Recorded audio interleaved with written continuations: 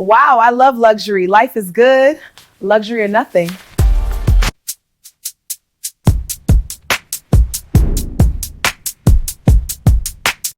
A few moments later. Help! Somebody help me get here!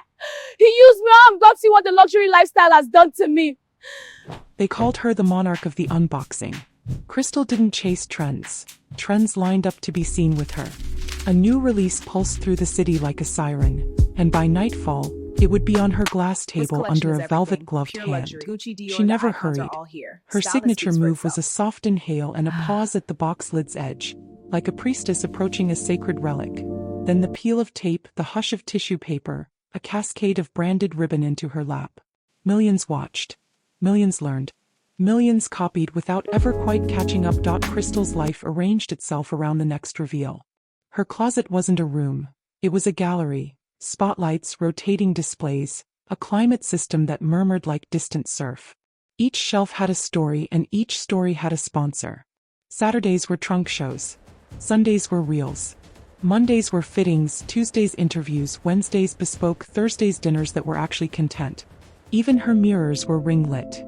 Even her morning's first sip happened to camera. The lacquered lip with the milky coffee, the under-eye patch with the wink. It wasn't pretend.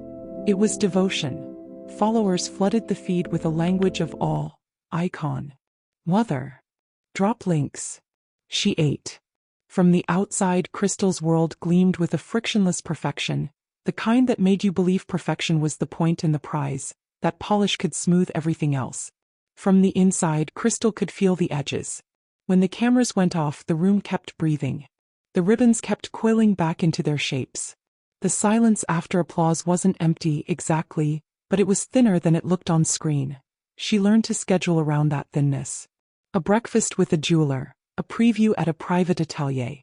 She'd stroll between vitrines while handlers angled bracelets toward the light. Made for you, they said, and she knew they didn't mean the alloy or the cut. They meant the attention, the way it pooled and glinted around her. He wore it well. Or maybe it wore her.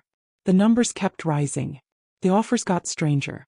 A brand asked her to sleep in one of their gowns for a pajama-to red carpet transition piece. Another offered a diamond-studded phone case, the value of a car if she'd cry on camera. Happy tears, the email said, but real if you can. She passed on that one, but not out of principle, because she knew how to cry pretty. She just didn't want to do it on a Tuesday. There were measures of success in her world. How quickly the pre-orders sold out after she posted, how many sizes restocked before the backlash, how many editors slipped into her DMs pretending to be old friends. There were measures no one measured. The heaviness behind her eyes on the nights when the ceiling felt all angles and grids of light. The way her hands still reached for her phone in the dark as if it were the talisman that kept the sea from pulling her under. One Thursday, because of course it was a Thursday, the day the city set aside for relevance, Crystal arrived at an invite-only pop-up that wasn't in a store but a private museum, the kind where the attendants wore white gloves and expressions fixed at neutral. It was a heritage capsule, the press release said, a love letter to craft. She let the words wash over her as the elevator exhaled them onto the third floor. A curator in a suit the color of ash shepherded her past vitrines. These, he murmured, are conversations with time. Crystal smiled like someone who knew all the words to that song and touched a cuff with a fingertip that knew the difference between plating and patience. The pieces were exquisite. They were also expected. Perfectly expected. She could feel the post forming in her mind. Archival nods to a storied past, the brand's hand steady on the wheel, a certain megawatt bracelet that would catch and keep the collective gaze for at least a week. She could do this in her sleep. Maybe she already was. A woman by the furthest case watched her without watching her. Not an attendant. Not press. Her coat was old in a way that made it immune to trend, the hem brushed with a kind of grace you only get from long use in good material. When Crystal's eye caught hers, the woman looked not at Crystal's face, not at the logo on her bag but at her hands, small, almost imperceptible glance, then away. It felt like a mirror briefly refusing to reflect. Crystal moved on. The curator kept speaking. A flash popped. The smile returned to its rightful place. And then the DM arrived. On her phone. A message from an account with no posts, no profile picture, no mutuals. Just a name at stillness under. The preview read, If you're tired of replicas, the original is not under glass. Crystal's laugh was automatic, a small exhale that might read on camera as delight. She tapped. The message continued. North of the city, beyond the 3 fallen trees where the road pretends to stop, there is a wood the old maps remember and the new ones prefer to forget. In the heart of that wood is something older than brands and more discerning than buyers. Some call it an accessory. Some call it a test. Those who find it never ask for a receipt. There was a pinned location. No, not a pin. A set of directions disguised as a poem. A picture so low resolution it felt like a dare. A circlet that could have been silver, could have been bark, could have been a trick of light where vines met air. Crystal knew better than to take bait. She also knew that better didn't make for good content. She tucked the phone away. She took her photos with the curator. She recorded a few whispered takes about heritage and handwork. On the way out, the woman with the coat that had aged into itself looked at Crystal again and smiled, not quite sadly, not quite kindly, as if recognizing someone walking toward a door that had only ever opened one way. In the car, amid the hum of leather and a faint engineered cedar, Crystal opened the DM again. She scrolled to the bottom. "Is this a stunt?" she typed, then deleted it. "Who are you?" then deleted that. Instead, "What's the price?" The reply was instantaneous. "Not what you think." She stared at the words until her own reflection blurred in the black screen. Outside, the city glittered as it always did on Thursdays. Inside her, something impatient began to take shape. A need not to be first, but to be only. It had been a long time since anything promised that. When she got home, glass, stone, plants that never shed, she stood before her closet as if it were a chapel and asked herself out loud for the first time in a very long time, "What do you actually want?" The closet did not answer. It did shine. Her phone chimed again. A second message from @stillness__green. "Bring nothing you can't afford to lose." Crystal didn't sleep much. In the morning, she looked at the Thursday footage. It was flawless. She posted it anyway, scheduled the haul, made her calls, sent her assistants their lists. She told no one where she was going. She left the heritage bracelet on its satin, the gown on its hanger. She wore boots with grip, a jacket with deep pockets, and a bag that used to mean something before she met the ones that meant more. She told herself she wasn't superstitious. She just understood staging. For whatever was out there, she wanted to control the pictures. The car took her as far as it could. The road narrowed. The GPS faltered and rerouted into loops that never resolved. She drove until the asphalt gave up pretending. 3 fallen trees made a clumsy gate across the path, exactly as the message had said. He cut the engine. The forest didn't rush to meet her. It breathed, fully, patiently, as if it had never seen a Thursday. Crystal stood at the threshold and did the calculation she always did. Risk to reward, effort to image, cost to click. The numbers were uncooperative. She took a step anyway, then another, lifting her boot to clear the first fallen trunk, balanced, and landed on the other side where the air smelled like rain even though the sky was a hard, luminous blue. The forest was not the kind that posed for calendars. It wasn't a cathedral of straight lines and obedient branches. It was layered and alive and unbothered by how it might look on a feed. The moss wasn't emerald. It was every green, threaded with browns and golds and the smallest flash of something like silver if you caught it at the right angle. The trees didn't arrange themselves for a shot. They arranged themselves around each other, elbows out, roots showing, all compromise and insistence. Crystal adjusted the strap of her bag and checked her phone. 1 bar. Then none. Then a bar again, mocking. She raised it like an offering. The forest yawned. The bar disappeared. "Okay," she said to whatever might be listening. "Here I am." A squirrel scolded her. A crow had opinions. The wind, which had been minding its own business for possibly 1,000 years, found a new game in her hair. Directions. She needed directions.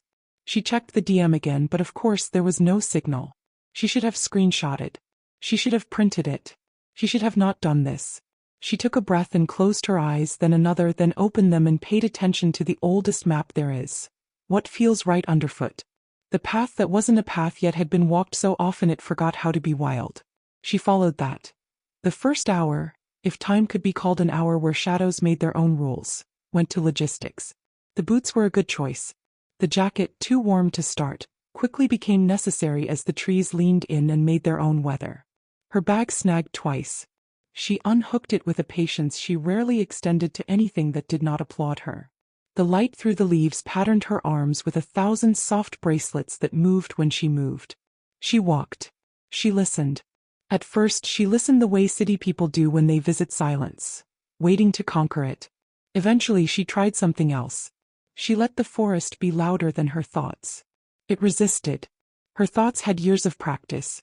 They regrouped and returned like sales assistants who could sense a waiver and rushed in with a tray. Obsessive curiosity, the outline would later say. It wasn't curiosity at the beginning. It was hunger. The DM had pressed its finger to a bruise she'd been pretending wasn't there. Originally. Not under glass.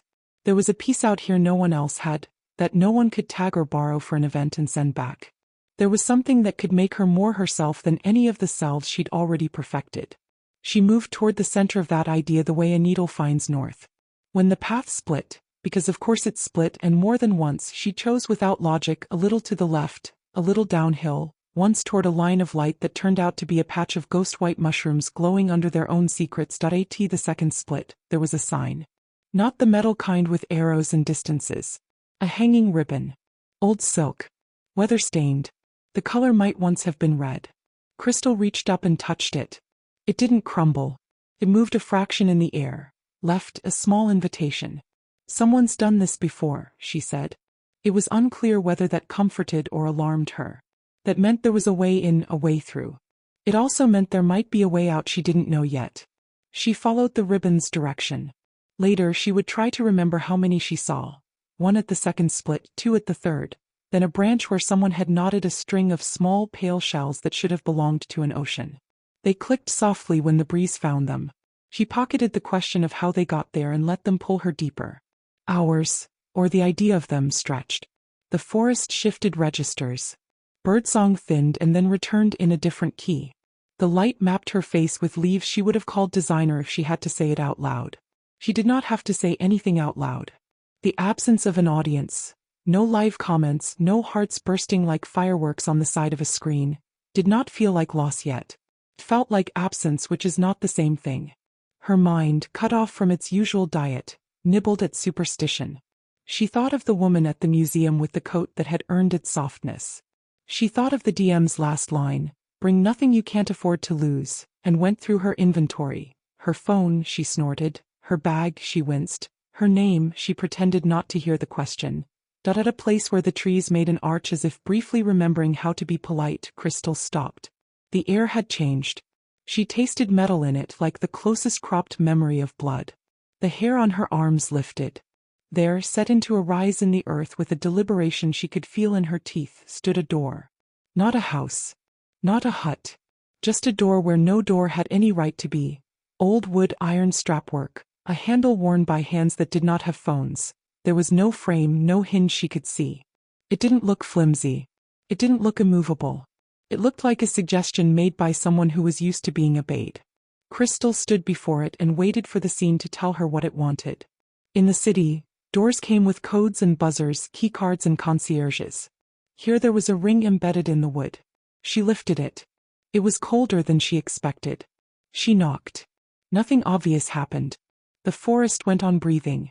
Off to the left, a distant woodpecker reminded the day of its obligations. Crystal swallowed a small, serrated laugh. She had knocked on a door set into the bare earth. She had accepted a DM from a ghost. She had put on boots for a brand that did not exist. Is this content? She asked herself, and the answer did not arrive the way it usually did, on a platter carried by an assistant. The answer arrived as a feeling low in her ribs, something between a climb and a fall. It felt like a yes and a no braided together until you couldn't tell them apart. She pulled on the ring. The door opened inward, not onto a room but into more forest, deeper forest that did not grin for cameras or rearrange itself for your needs. The air that breathed out of the opening carried a smell that made even her best perfumes feel like manners. It was green, yes, but also old. It was leaf and rain and the underside of stones and the way cedar remembers your hands. Crystal stepped through. The door side closed behind her with the gentle finality of a zipper sealing a gown. On the other side, the world had turned the volume down on everything she thought she knew about color and turned it up on what color actually was. Greens were not green but a book of secrets. Browns were stories of fires and winters and everything that learned to wait. Shadows walked with her. Light, too, when it found a place to land, was not something to be captured but something that captured you. She took 10 careful steps and realized the logos on her bag had dulled, not to matte, not to tasteful restraint, but to something like the past. She rubbed her thumb over one. The gold reappeared for the length of a heartbeat and then thought better of it. "Sassy," she said to the bag. The bag did not respond. Further in, and deeper is the only word, as if the forest were not a place but a direction, she found the first illusion. He did not know it as an illusion, not then. It was a pathway knit from leaves that did not rot but held their shape as if each had decided to become the leather it had never wanted to be. It led to a platform hung between two ancient trees, a runway of light and shadow. At the far end, a mirror. Not a mirror. A sheet of still water held in a frame of branch and bark, unmoving in air that moved. Crystal, who had walked enough catwalks to dream in straight lines, felt her spine lengthen, her shoulder blades settle like wings trained for beauty. She stepped onto the leafway. It sighed under her boots, not displeased, not impressed. Each step brought her closer to herself. In the water, her reflection sharpened. She saw what everyone else saw when she did it right. The clean line of confidence, the signature tilt of the head that said, "Yes, I belong here. No, I own here." Then the reflection multiplied. One crystal became two, two became three, each stepping at her pace, each wearing the same jacket, the same bag, the same look that told the world where to look. She reached the end. She stopped. The crystals in the water did not. They kept walking, a procession into a place the frame did not show. She watched herself go on without her until the last one, the youngest looking, the one whose smile was closest to mischief, paused, looked back, and turned her back deliberately to her. Crystal felt anger, hot and stupid and fast. She put her hand out to touch the water. The surface did not break. It held. It held her hand above it the way good glass does, proof of its own existence. She withdrew her hand and found a line of leaf green across her palm. "Noted," she said, and meant it, which surprised her. When she stepped back, the leafway released a breath it had been holding and dissolved, not into decay but into the business of being leaves. The platform hung on without needing her. The second illusion came disguised as a gift. A grove opened into a space that felt curated in its wildness. A tree whose limbs dripped with ornaments that glowed with their own inner light. Drops, teardrops, prisms, ovals, the language of luxury translated into sap and resin and something like memory. They glimmered in a way that made the wrist ache with wanting to be clasped. Crystal reached for one because reach was her verb. The pendant warmed as her fingers approached, the way diamonds sometimes do when they are close to the heat of a story. She made contact. It dissolved. Not with a drama, not with a hiss. Simply ceased to be pendant and returned to dew. A trembling that slid down her fingers and left a trail on her skin like the ghost of something she'd nearly owned. She reached for another. The same. A third, out of stubbornness. Dew. The glow remained, indifferent to her efforts, not offended, not amused. Simply unwilling to be possessed. Something in Crystal softened that had braced itself to be mocked. She wiped her hands on her jacket and stepped back, light-headed, as if the air were thinner near that kind of honesty. The third illusion was not playful. It was a lake shaped like an eye, the pupil a depth you could fall into with a single thought. She knew enough story, not content, not brand story, but the other kind, to keep her feet on the shore. She leaned forward. The lake showed her closets. Rows upon rows. Not her closet. Her closets, plural, as if the life she had built had not stopped building when she did. They gleamed, they glowed, they promised belonging. They were as quiet as a store after closing. In the reflection she walked through them. She ran her fingers over fabrics that did not snag. She breathed in the carefulness of tailoring and the spotless hum of machines that controlled temperature within a degree and humidity within a percentage point. He was revered there. She was alone. The lake did not judge. It reflected. It waited. Crystal took a step back. The water accepted and remade her again without commentary. She sat on a stone and resisted the urge to narrate what she felt. She had always been good at voiceover. The forest asked her for voice under, the part beneath the lines where want begins and ends. She didn't cry. Not yet. She did breathe differently. It was almost enough. When she rose and moved on, the light had changed again, as if the day were a carousel of blues and greens and she had not noticed the music. Somewhere ahead, she could not have said how far, A clearing waited, the air above it thinner, the sky a larger idea than sky. The path pressed gently on. She followed. In the city, trials came with invitations. They arrived embossed with lighting plans and a backstage stocked with fruit cut into cubes.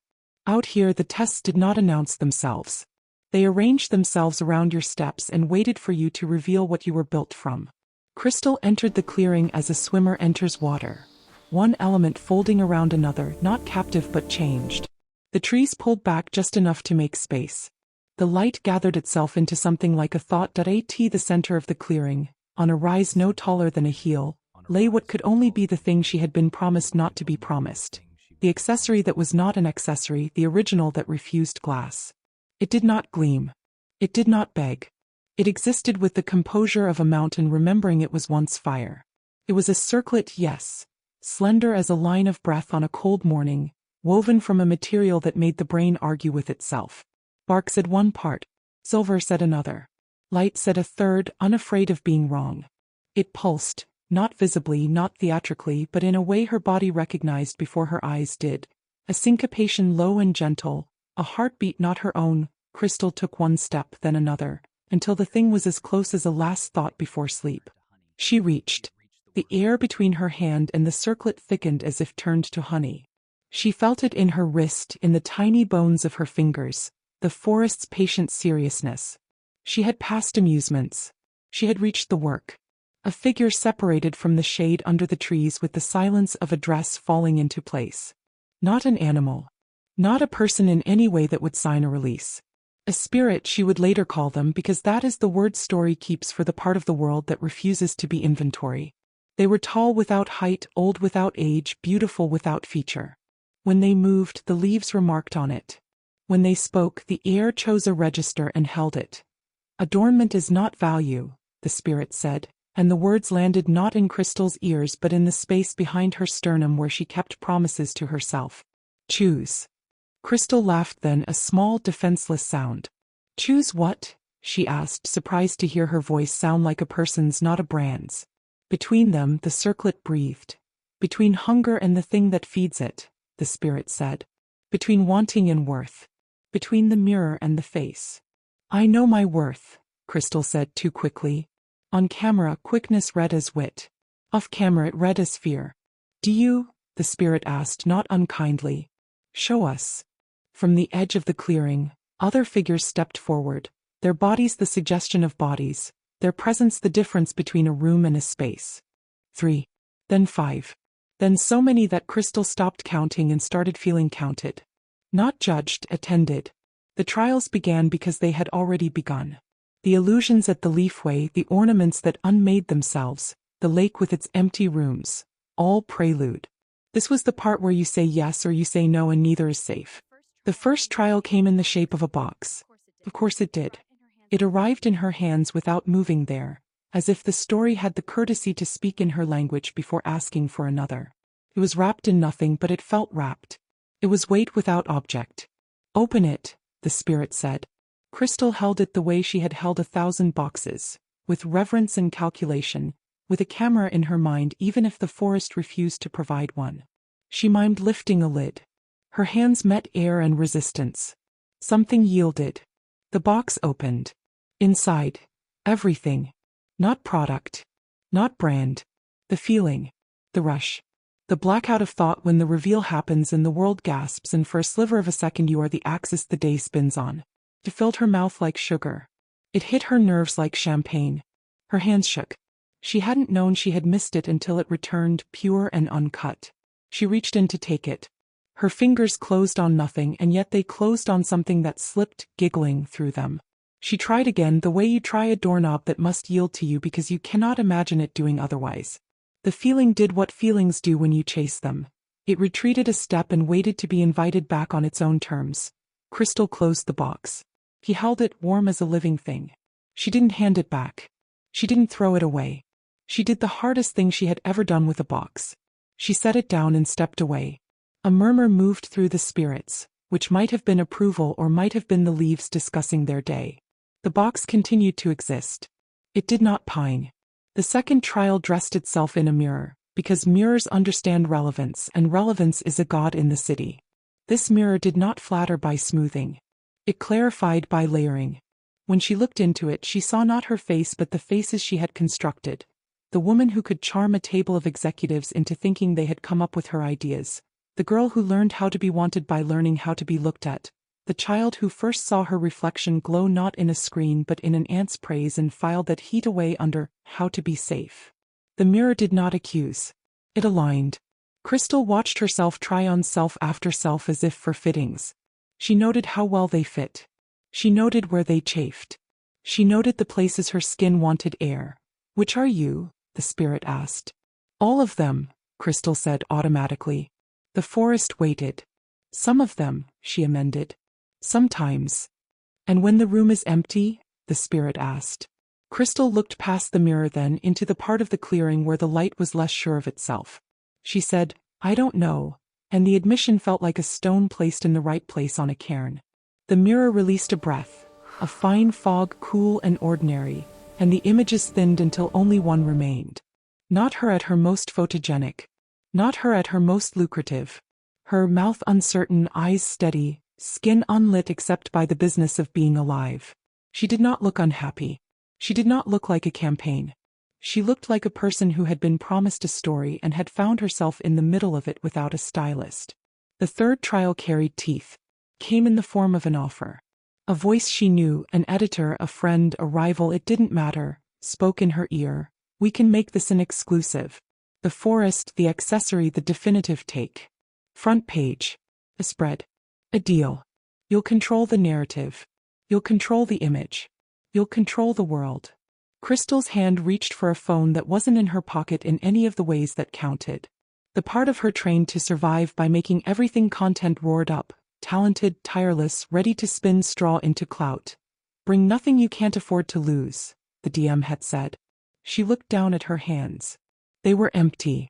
They had never been emptier. She closed them into fists and then opened them again. No, she said to the voice, to the offer, to the little engine in her that whirring into its habit. Not this time. Silence again, but a different kind. The kind that respects you. The kind that waits while you realize what you've just done and put your breath back where it belongs. The accessory, the circlet, the notion of it, brightened at the edges of itself. Not changed. Clarified. The air buzzing in the space between her and it softened, as if the forest had adjusted the rules to account for the new shape of her. Last, the spirit said, and the word felt like a soft bell. The last trial did not have a prop. It had a question. What would you be adorned by if no one could see it? Crystal stood very still. The problem with being an expert in appearance is not that you are shallow. It is that you learn to swim better than anyone else in a pool that was never meant to be an ocean. She had built a life on knowing what to show. Now the forest asked what she would keep for herself. I would be adorned by, she began and stopped because the first answers were slogans and the forest had been very clear about what it thought of those. She tried again, slower. By the feeling of being useful. By craft without an audience. By quiet. The word felt like a luxury she had never been offered at retail. By time that doesn't need proof. By the people who know my name and not my handle. By the parts of the day I never film. The spirit did not nod. That would have been too human. But something in the clearing lifted like a great old creature resettling for a nap. The circlet pulsed once and then settled to a calm, even breath. Choose, the spirit said again, not a command this time but a permission. Crystal approached. She reached. The air offered its resistance, then its acquiescence. Her fingers closed on the circlet. It was not heavy. It was not light. It was the weight of something you can carry for a very long time because you are supposed to. It did not cut. Did not shock. It warmed. It adjusted. Learned the shape of her hand. Where does it go? Where does she it asked, go? because in the city every piece has a place and a price. Head, neck, wrist. Stories need specifics. The circlet shimmered, not visibly but as a concept, an unmated circle. It became a thread of light not seen so much as understood and settled over her chest, just above her sternum, right where her phone usually lay when she filmed from above. It lay there as if it had been waiting for that absence all along. Crystal exhaled. The sound was not dramatic. It was ordinary. It was everything. When she looked up, the spirits were fewer or farther away. The clearing remained a clearing. The trees resumed their errands. A path that had not been there before suggested itself, wide enough for one person to walk without catching her jacket. She knew without knowing how that it led out, or at least it led on. She glanced down at her bag. The logos, which had dulled at the door, did not return to their old bravado. They didn't need to. The bag had become what it always had been when it worked best. A good tool, a shelter for small necessities, a companion.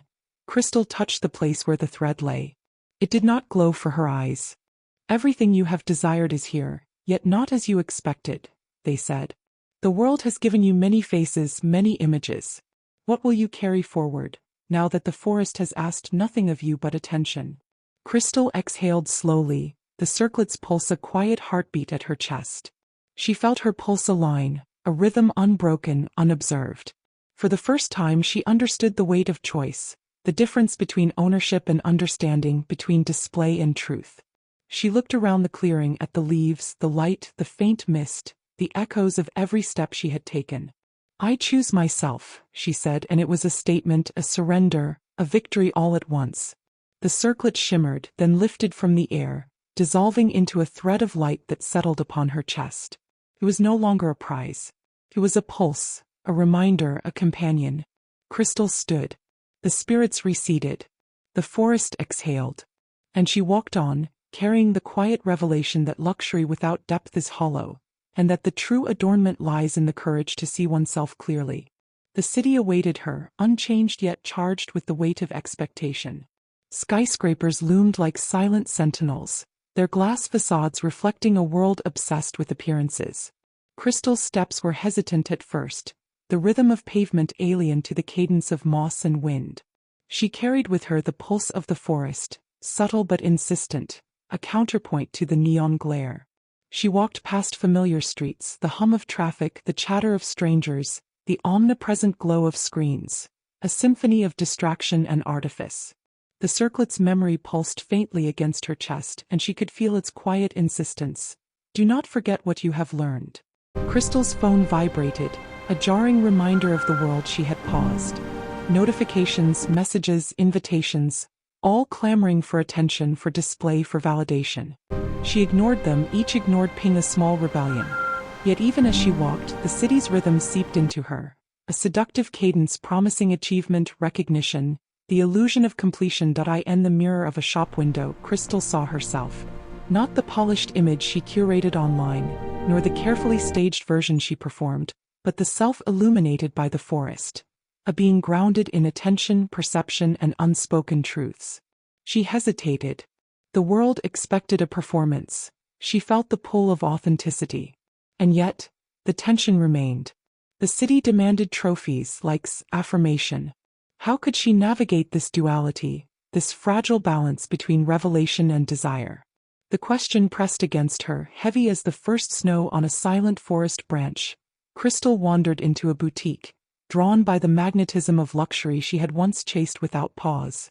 Mannequins posed in perfection, jewelry glimmered with impossible clarity, and mirrors multiplied her image endlessly.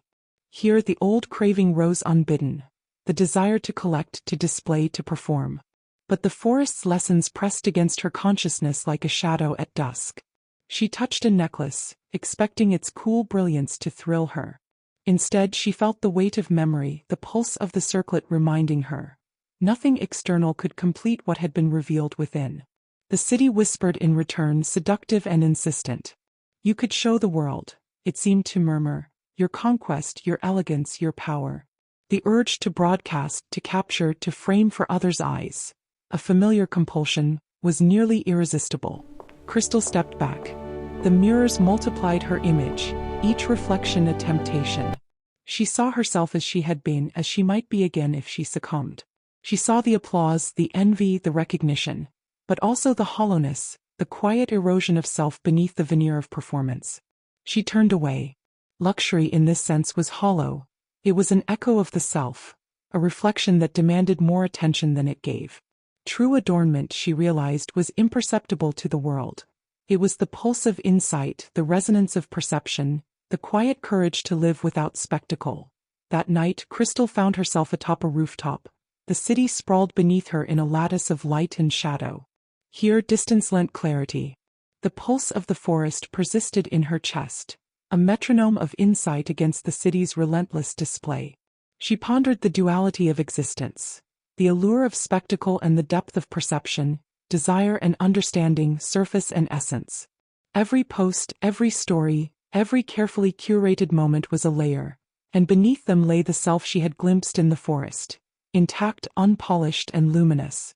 A shadow moved nearby, a stranger perhaps or a figment of her own mind. Crystal did not flinch. She recognized that the city, with all its noise and expectation, was merely another forest, albeit one of glass and neon rather than bark and shadow. The challenge remained the same: attention without possession, observation without consumption, living without the tyranny of display. She drew in a deep breath, letting the wind carry away the old compulsions, the whispers of comparison, the ache for validation. Her pulse aligned with the circlet, steady and imperceptible, a quiet rhythm of self-recognition. Crystal stood, her silhouette framed against the skyline, not triumphant, not victorious in the usual sense, but complete in a way that required no witnesses. The city throbbed beneath her, alive with spectacle, yet she moved through it unbound, carrying a knowledge too profound to be captured, too personal to be performed. The forest had followed her not as a place but as a consciousness, a lens through which every light and shadow, every desire and illusion could be parsed. And Crystal understood finally. The truest adornment is not what one wears, displays or accumulates. It is the courage to inhabit one's own perception, the patience to see without claiming, and the audacity to be quietly, unshakably whole. The city waited for her attention, its pulse a constant drumbeat beneath the glass and concrete. Crystal returned to her apartment, a chamber that had once been a gallery of desire, now dimmed in comparison to the quiet insistence of the forest. She set her circlet carefully on the console, a pulse of light that seemed to breathe without effort. Her phone chimed. Notifications swarmed. Messages from brands, collaborators and strangers, all demanding her performance. The forest's rhythm tugged at her awareness. Observe. Do not consume. Do not perform for them. She opened one message from a brand eager for an exclusive post. Feature the forest accessory. Limited edition. Viral potential. Immediate collaboration. The offer was generous, lucrative, impossible to ignore. She paused. Crystal closed her eyes. She remembered the leafway that dissolved under her steps, the ornaments that melted at her touch, the lake that mirrored countless selves. All those trials had been whispers of a single truth. Desire is a mirror, attention its reflection. Only perception endures. She typed a response, not a post, not an announcement, but a single line. Some things are not for display. And she sent it. No explanation. No performance. The city would pulse. Likes would wait. Influence would linger. She let it be, a quiet rebellion more powerful than any viral trend. Even in solitude, the city whispered, its neon breath a chorus of expectation. Crystal stood before her mirror, its surface flawless and merciless. The circlet rested over her sternum, a subtle light against the quiet of her chest. Her reflection multiplied not in pixels or cameras but in awareness. Each self she had been, each self she had performed, each self she had abandoned, all gathered. They did not speak, yet their presence pressed like the hum of a cathedral. A voice, a memory of someone long gone or perhaps an echo of herself, asked, "Will you return to the stage or stay here unseen?" Crystal inhaled, slow and measured. She remembered the forest's counsel. Adornment is not value. Wanting is not worth. Presence without pretense is rare. The mirror held her gaze, and she saw that the only real performance was the one she conducted for herself. The only audience that mattered, the one that could not be bought or manipulated. She adjusted the circlet, feeling its pulse sync with her own. Then she stepped away from the mirror. Shadows in the reflection remained, but they no longer pressed. They observed, patient, as she moved into the room with intention. Not spectacle. Morning came with neither announcement nor applause. Crystal walked through a small park near her apartment, the streets still glistening with rain from the night before. The circlet glimmered faintly against her chest, a heartbeat of quiet understanding. She observed the city with new perception. The people rushing, the neon signs flickering, the screens bright with expectation, but she moved among it untouched. She had glimpsed the truth behind all desire, all display. The world asks much, but the self gives nothing it cannot claim. Crystal paused beneath a tree, hands brushing bark that reminded her of the forest she had left. A smile curved her lips, subtle, private, entirely hers. She realized that adornment, real adornment, was invisible. It was in courage, in perception, in the willingness to exist without claim, without performance, without consumption.